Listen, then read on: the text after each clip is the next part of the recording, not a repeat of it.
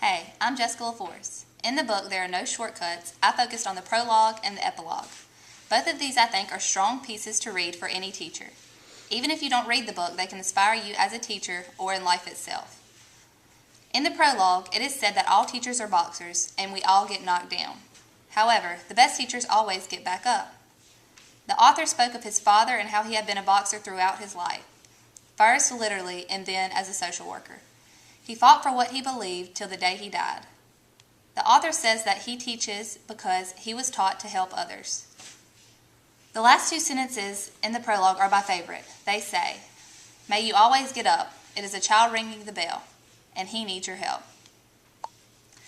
The title of the epilogue is "I'm Still Standing." The teacher starts off having a really bad day. One of those days where you start to doubt yourself, and you're just down. Nothing was going right for him. Everything that could go wrong did. After a trying morning, he found out at school that his music class had been rated below the copy machine as a priority, and that his individual class couldn't perform their piece they had been practicing for Multicultural Day. It had been rejected. He was told that individual classes could not do performances. By the end of the day, he was wondering to himself, was this all worth it? Two children, Karen and Danny, stayed that evening to help him clean up. He explained that Danny was the popular boy who every girl liked except the only one he liked, which was Karen. While the teacher stood there wondering if teaching was worth it, he overheard Karen and Danny. Danny asked Karen why she doesn't like him like the other girls do. He is so nice to her, and Karen replied, "Because my boyfriend has to be nice to everyone." Now Danny was nice to Karen, but could be a little hurtful to others. So the teacher walked up to Karen after Danny had left and asked her, "Karen, how did you get to be so smart?" And she said, "Because you're my teacher." This one moment changed his day and reminded him, yes, it's worth it. Hi, my name is Ashley Franklin, and I was assigned Chapter 12, Get Back in Line. In this chapter, Dr. Esquith asked the question, how would good teachers ever be rewarded if the bad ones aren't penalized? There are some very good teachers in the world who will never get the credit they deserve due to overwhelming numbers of bad teachers. Dr. Esquith says it is not the school board nor the principal he works for, but the parents and the taxpayers. Schools are in bad shape mainly due to bad teachers. Dr. Esquith has gone to many union meetings, and they all had one thing in common. No one spoke about the children. Instead, they discussed money and politics. There are many battles amongst the school board that the parents' presence would greatly benefit. Some ways to get better teachers in the classroom is for parents to get more involved in picking the teacher that will be educating their child for that entire year. Teachers set the weather in the classroom. Although teachers put in requests for grades and tracks they would like to teach, oftentimes they do not get what they requested due to their priority number they have been assigned to. Priority numbers were assigned to keep the principal out of picking what teacher goes where, whereas a teacher who has been there for 30 years or more would not get first pick due to their priority number. Instead, the teacher who just got to the school would be the one who picked where they would like to teach first. In short, the union protects the weak, so it would be nice if it would protect the strong. Hi, my name is Heather Perrin, and I will be talking to you about Chapter 13. Dr. Esquith starts the chapter by saying, "It's time for a horror story," referring to field trips. While he loves hitting the road with his students, most of society dreads these classroom outings. A group of students on a field trip can be seen as a troop of monkeys running amok. In the book, he gives an example of a high school class that was taken to see Schindler's List, a movie about the Holocaust. The other people in the theater were disgusted when some of his students laughed at a scene in which someone was being killed by a German soldier.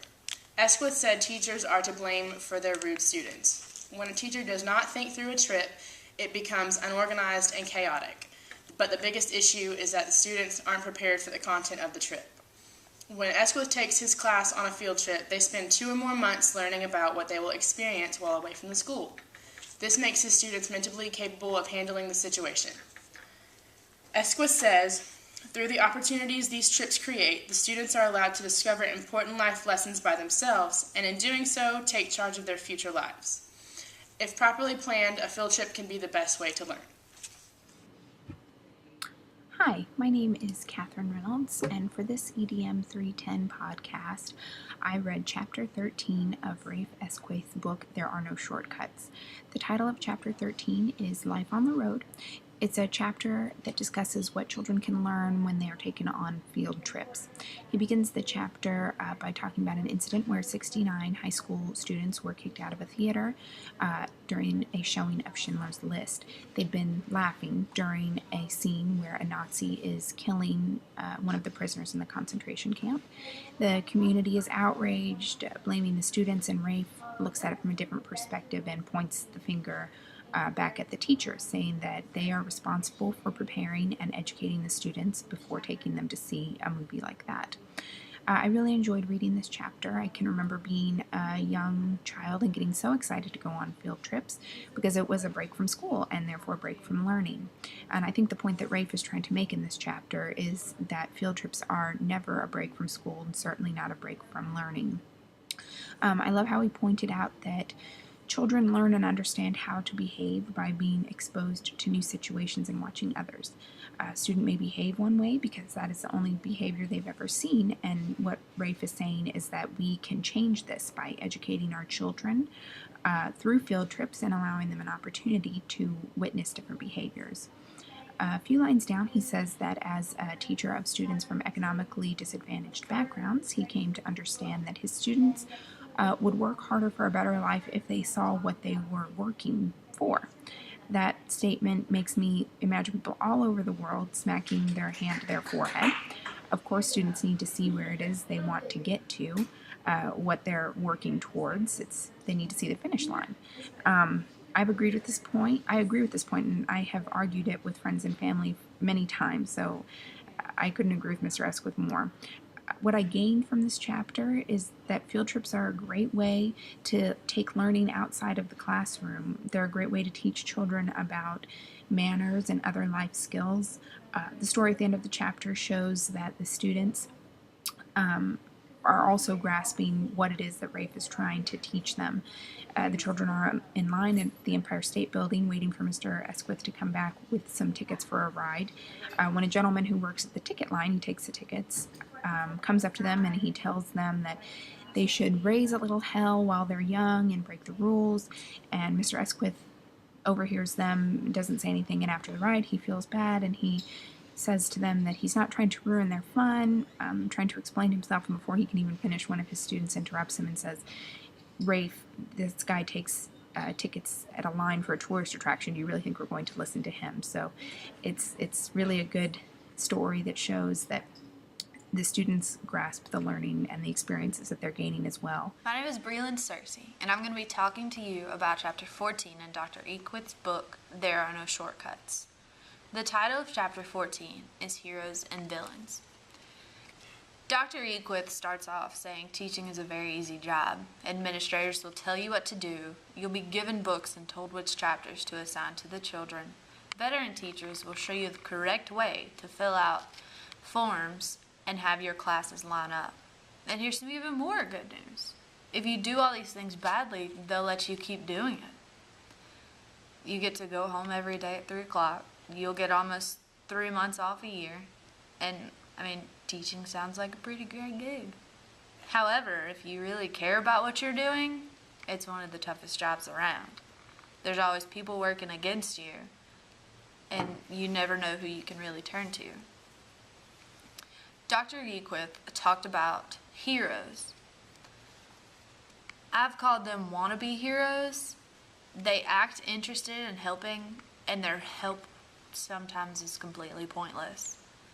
Dr. Esquith says the funniest kinds of bad guys are the ones who think they're heroes. It's not really that they mean to be bad guys, it's just what they didn't really help out anybody. And then there are real heroes. Dr. Esquith talks about how he took his class to Ian McKellen's play in Los Angeles. And before Ian went up to perform, Dr. Esquith had his class make Ian a book. And they gave it to Ian before his performance as a gift from them. After the show, Ian McKellen brought the book out on stage and read it to everyone, and then brought the children up there to be recognized for what they did. That just proves that Ian McKellen understands that children need to be recognized for what they do good, and needs to be very involved and supportive. He teaches us that real heroes don't just support with words, but they support with actions. As teachers, we will always have people who work against us, but we can't give up, because there are people who are out there that believe in us and that support us in what we do. There is hope, and there are heroes out there.